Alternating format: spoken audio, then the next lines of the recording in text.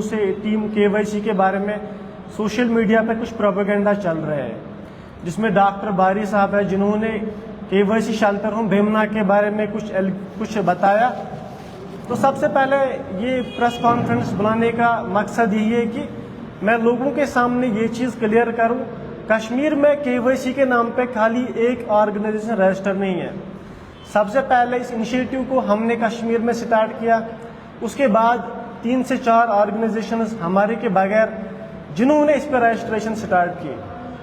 तो जो वो वीडियो था मेरे ख्याल से हमारे साथ उसका कोई ताल्लुक नहीं था, लेकिन उन्होंने सबसे पहले ये क्लियर नहीं किया लोगों के सामने जो भी एलिगेशंस मैं लगा रहा हूँ वो किस पे लगा रहा हूँ, क्योंकि वो वीडियो में खुद बता रहे हैं कि 2 केवाईसी है, लेकिन सबसे पहले उनको ये चीज़ क्लियर करनी चाहिए थी, क्योंकि हमारी जो डील है वो लोगों के साथ है, लोगों की बेहतरी के लिए हम काम करते हैं।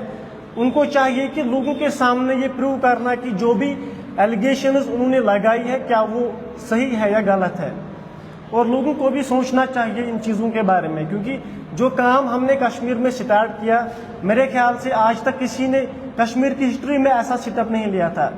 बाज़ औक़ात ऐसा काम भी हमें करना पड़ता था जो मुश्किल से एक औलाद अपने माँ बाप के लिए करता है, लेकिन इतना कुछ करके भी लोग हमारे खिलाफ बोल रहे हैं। इसमें लोगों की कोई गलती नहीं है, इसमें उन लोगों की गलती है जिन्होंने हमारे खिलाफ फेक प्रोपेगेंडा चालू किए। अगर वो लोग इन चीज़ों को अच्छे से क्लियर करते लोगों के सामने, मेरे ख्याल से हम पे कोई उंगली नहीं उठती। और बाकी हम अकाउंटेबल है हर चीज़ के लिए। एक छोटा सा बच्चा भी हमारे ऑफिस पे आ सकता है, हमारे रिकॉर्ड्स को चेक कर सकता है, क्योंकि जो भी पैसा हमने लोगों से लिया है क्या वो पैसा सही रास्ते में यूज़ हुआ या नहीं, क्या हमने उन पैसों का गलत फ़ायदा नहीं उठाया। इसके लिए लीगल अथॉरिटीज़ बैठी है, जो भी लोग इन चीज़ों के लिए अथोराइज्ड है वो करेंगे इसके लिए कार्रवाई। लेकिन किसी का भी हक नहीं बनता है कि सोशल मीडिया पे हमारे ऊपर उंगली उठाए किसी भी इन्वेस्टिगेशन के बगैर। बाकी हमारे लीगल एडवाइज़र साहब है, ये बाकी चीज़ें क्लियर करेंगे। जी इसके बाद आप स्टार्ट कर लीजिए। ठीक है। देखिए, हमारा इस कॉन्फ्रेंस का यही पर्पस है to bring the awareness about the general public that यहाँ पे कितने ऑर्गेनाइजेशन केवाईसी के नाम से रजिस्टर है। That is the fault of administration, we can not comment on that right now, we are processing through court. तो number 1। Number 2, जो बारी साहब ने किया है that is his initiative, whether he has a right to initiate that action against those person, whether that action is valid as per the law or not, वो कानून खुद जानेगा। अभी हमारे पास जो एलिगेशन आ रही है, बारी साहब ने ये क्लियरिफाई नहीं किया है। Even I have shooted notice to him to clarify whether ये जो आप केवाईसी का नाम ले रहे हैं क्या ये श्रीनगर वाला केवाईसी है या अवंतीपोरा केवाईसी ना, उसको वो क्लियरिफाई हमें विद इन 1 or 2 डेज में हमें वो क्लियरिफिकेशन मिल जाएगी। नंबर 3 जो हमारा सबसे बड़ा इनिशिएटिव अभी जो इनिशिएटिव जो हमारे नाम का अभी पूरे सोशल हैंडल्स पे दिखाया जा रहा है कि नहीं जी ये they have miss appropriated the funds. एक अर्शिद साहब है पुलवामा के, जो उन्होंने रिसेंटली एक बंदे को अपने पास बुलाया था, बोला कि आपको मेडिकल असिस्टेंस क्यों नहीं दी गई, जिसपे उसने डिमांड भी की थी। हमारा जो एज पर लॉज का ऑब्जेक्ट है, हमें प्रोवाइड शेल्टर करना है, ना कि मेडिकल असिस्टेंस प्रोवाइड करनी है। तो उसके लिए भी हमने we are all set to proceed against him under the court. तो उसमें हमने अप्रोच किया है चीफ जुडिशियल मजिस्ट्रेट को। Then we will within 1 or 2 days you will get the best results इंशाल्लाह।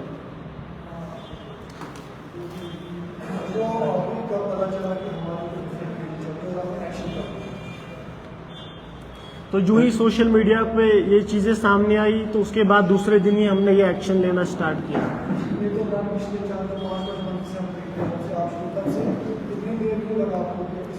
देखिए, हमारे सामने ऐसी कोई बात नहीं आई। जो वो दूसरा केवाईसी है कुछ टाइम तक हमारे साथ वो काम करता था, लेकिन मेरे ख्याल से सितंबर या अक्टूबर महीने में ही हमने इसको अलग किया। कुछ डिस्प्यूट्स हुए हमारे टीम मेंबर्स और उनके दरमियान, उनकी कुछ गलतियां सामने आई जिसकी वजह से हमने उनको अपने इदारे से अलग किया। हम नहीं चाहते थे कि हमारे इदारे में कोई ऐसा चीज़ हो जिसकी वजह से हम आगे डिफेम हो जाएंगे। आपने काफी सारे ऐसे वीडियोस डाले हुए हैं जहाँ पे मेंटली हम पेशेंट्स भी होते हैं, यू क्लीन देम और उसके बाद आप उनको ले जाते हैं, कहाँ रखते हैं, शेल्टर में क्या प्रोवाइड करते हैं। क्या हमारी एडमिनिस्ट्रेशन इतनी वीक है कि हमारे साइकियाट्रिक हॉस्पिटल्स में उनका इलाज नहीं हो पाता है और आप उनका ख्याल रखते हैं? अगर वो इंसान मेंटली इल है तो क्या उसे एक हॉस्पिटल में होना चाहिए या आपके कमरे में होना चाहिए? अगर उस इनमेट ने अंदर कोई ऐसी हरकत की, क्या वो पागल है या उसे वहां ले जाने वाले लोग? देखिए, सबसे पहले मैं आपको ये बताऊंगा कि कश्मीर की हिस्ट्री में किसी ने ऐसे लोगों के बारे में नहीं सोचा। अगर किसी को हिस्ट्री की बात, जो भी ओल्ड एज होम्स का एडमिनिस्ट्रेशन की बात है, एडमिनिस्ट्रेशन अगर ओल्ड होम एज जो है वो उन पर लोग जो है करोड़ों में पैसा खर्च करती है, वो सिर्फ दिखाने के लिए है। वही बात क्या है। अगर आप एक मेंटली अनसाउंड बंदे को यहाँ से ले जाकर उसको अवंतीपोरा में रखते हो अपने शेल्टर में, क्या उसको वहाँ उस कमरे में रखने की जरूरत है या उस हॉस्पिटल में जहाँ पर उसका प्रॉपर इलाज? मुझे इस चीज का जवाब है। देखिए, सबसे पहले आप लोगों को इन्फॉर्मेशन होनी चाहिए इसके बारे में कि हम किन लोगों को रखते हैं। हम उन लोगों को रखते हैं जिनको अपने घर से बाहर निकाला जाता है। क्या वो मेंटली अनसाउंड होते हैं? हाँ, होता है। 5-10 सालों से इनका जो मेंटल कंडीशन है वो खराब होती है। क्या उनकी जगह हॉस्पिटल है या वो जो आपका शेल्टर है या हॉस्पिटल? देखिए, सबसे पहले ये जरूरी है कि अगर कोई इंसान रास्ते पे भूखा सो रहा है, कोई इस पे ध्यान नहीं दे रहा है, विदाउट शेल्टर के बगैर वो रहता है। सर, मेरा सवाल अलग है। मेरा सवाल यह है कि अगर कोई जहनी परेशान बीमार है, उसको आपकी शेल्टर की जरूरत है या हॉस्पिटल की जरूरत है? सबसे आपने कहा हॉस्पिटल पहले खाने की जरूरत है। सबसे पहले फूड एंड शेल्टर की जरूरत है। मैं आपकी बात से इत्तेफाक रखती हूँ और उसमें भी एक सवाल निकल के सामने आता है कि आपने उसे एक दिन का खाना दे दिया, आपने उसको नहला दिया, कि अगले दिन आप उसको डॉक्टर के पास ले जाए? हाँ, हम ले जा रहे हैं। अगर कोई इंसान वायलेंट होता है, किसी की मेंटल, अगर वो अनस्टेबल है कि आप उसे ले जाए, हम प्रॉपर मेडिकेशन कर रहे हैं। आप आ सकते हैं हमारे ऑफिस पे, देख सकते हैं कि कितना ज्यादा।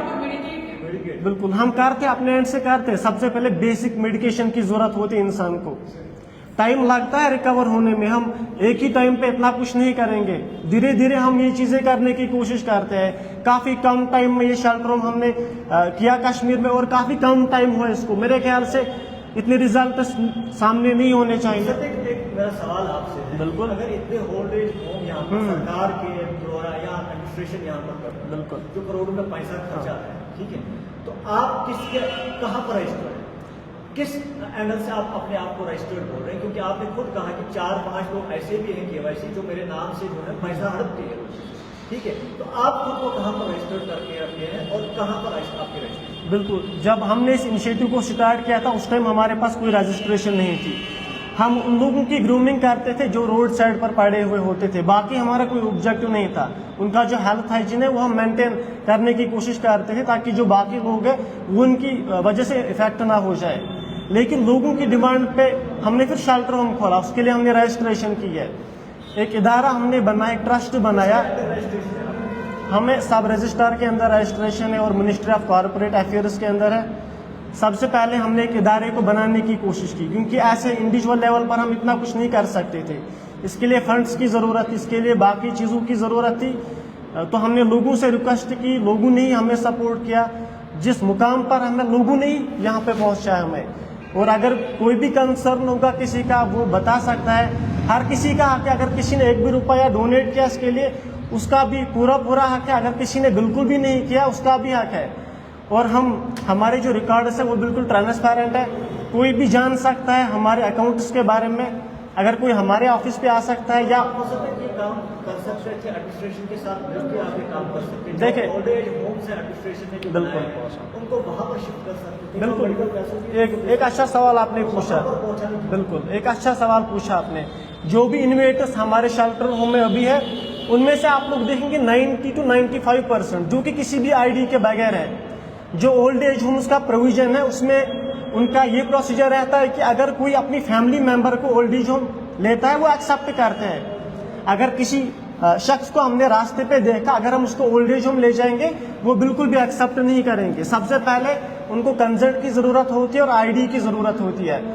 ऐसे लोगों के पास कोई आईडी नहीं होती है। मेरे ख्याल से जितने भी इन्वेटर्स हमारे पास है, उनमें से 90 to 95% आईडी के बगैर है।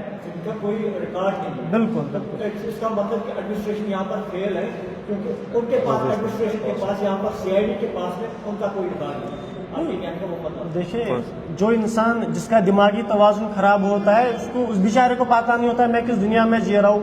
जो मेंटल इम्बैलेंस होते हैं उसमें आपने कहा कि उनके पास रिकॉर्ड नहीं होता है। ID कार्ड एजुकेशन पे टाइम लगता है। मैं ID कार्ड की बात कर रहा हूँ। ओके, दूसरा दिखाया है मेरी लास्ट क्वेश्चन। सरकार की तरफ से 21 करोड़ रुपए का इन्वेस्टमेंट किया गया, जिसमें 7 लाख से ज्यादा के लिए स्कीम्स बनाई गई, उसमें जो इनका टेक केयर किया गया when it comes to shelter homes, या हम अगर बात करते हैं ओल्ड एज होम्स की। अब मेरा सवाल आपसे ये है कि माह रमजान आया था, हमने आपकी काफी सारी रील्स देखी, उसमें आप लोगों का चेहरा भी दिखा रहे हैं और एक नीचे स्कैनर दे रहे हैं। हमारे काफी सीनियर सहाफी ने उसमें ट्वीट भी किया था, अगर आप लोगों देखा होगा नहीं, उसमें ये है कि क्या आप इनकी हालत दिखा के वो पैसा सिंपैथी से ले रहे हैं? देखिए, सबसे पहले जब हमने इस इनिशिएटिव को स्टार्ट किया था, गवर्नमेंट के सपोर्ट की ज़रूरत थी हमें, तो बदकिस्मती से हमें किसी भी इदारे का सपोर्ट नहीं मिला। लोगों की डिमांड थी कि आप इनको रिहेबिलिटेट कीजिए, तो हमें लोगों से मांगना पड़ा इन लोगों के लिए, और जो भी हमने लिया है वो प्रॉपर यूटिलाइज हुआ है इन लोगों के लिए। क्या आपने किसी इदारे से बात की इस चीज़ को लेकर? किस चीज़ को लेकर? बिल्कुल, देखिए, एक शेल्टर होम बनाने के लिए एक लैंड की ज़रूरत होती है। हम किसी इंसान को एक कमरे में बंद नहीं रख सकते हैं, लेकिन हमारी मजबूरी थी, शेल्टर देना था ऐसे लोगों को। जब हमने एडमिनिस्ट्रेशन से बात की है हमें लैंड प्रोवाइड किया जाए शेल्टर होम बनाने में, तो बिल्कुल नकारा मिला उनकी वजह से। इसलिए मिला होगा क्योंकि ऑलरेडी यहाँ पर ओल्ड एज ये बिल्डिंग्स हैं। जो भी ओल्ड एज होम्स कश्मीर में चलते हैं, आपका किस एंगल से होते हैं? जो भी ओल्ड एज होम्स कश्मीर में चलता है, मैं चैलेंज देता हूँ, वो अपना काम ईमानदारी से नहीं करते हैं। उनको ग्रांट एडमिनिस्ट्रेशन पर यहाँ पर डायरेक्ट निशाना कर रहे हैं। बिल्कुल डायरेक्ट निशाना। अगर ऐसे लोगों को एडमिनिस्ट्रेशन रिहेबिलिटेट करती, हमें थोड़ी सामने आता। Thank you so much. भैया, आज जो प्रेस कॉन्फ्रेंस है, इसका करने का क्या मतलब और आप क्या चाहते हैं? क्लैरिफिकेशन हम देना चाहते हैं लोगों को। जो भी एलिगेशन KYC के बारे में लगे हैं, उसका हमारे साथ कोई ताल्लुक नहीं है। हमारा इदारा अलग है। अगर किसी का भी कोई सवाल है वो हमसे जान सकता है। अगर किसी को कुछ भी चेक करना होगा, हमारे जो अकाउंट है वो बराबर मेंटेन है। जो भी फंड हमने लोगों से लिया है, हम 1-1 रुपए का हिसाब देने के लिए तैयार हैं। चलिए, thank you so much. Well done.